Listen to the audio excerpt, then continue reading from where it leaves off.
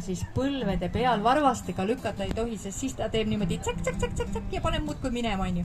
Aga põlvede peal varbad võivad maas olla, aga läheb käed ja põlved täpselt nagu hobune. Nii et käed ka maha. Et mäletate, mina olin väike, jah, te mäletate.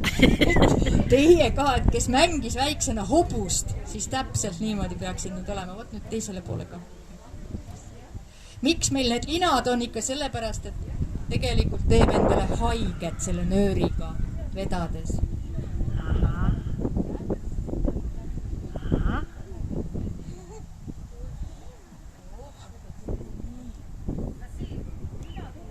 Lina pane siia kaela peale, jah.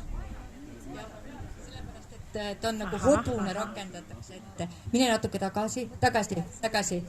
Nii, nüüd käpukile maha. Palun, nii. Väga hea, siis peab vaatama juhataja. Päris 4 peale. Nii, tagasi. Nüüd, oot. Enne ei lähe kuskil. Aga nüüd ära istu jalgade peal, vaid oledki käpukil. Väga hea, nüüd on õige.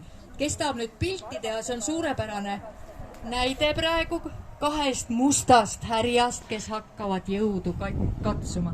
Ja jälle nüüd kujutage ette, et siin on 2 suurt ja vägevat meest, kes mängivad. Ja hakkad minema, mis tüdruku nimi on? Mirt. Põlvede peal on ju. Kätega põlvede peal, et varbad võivad maas olla, aga palun ära varvastega lükka, katsu, kas niimoodi saad hakkama.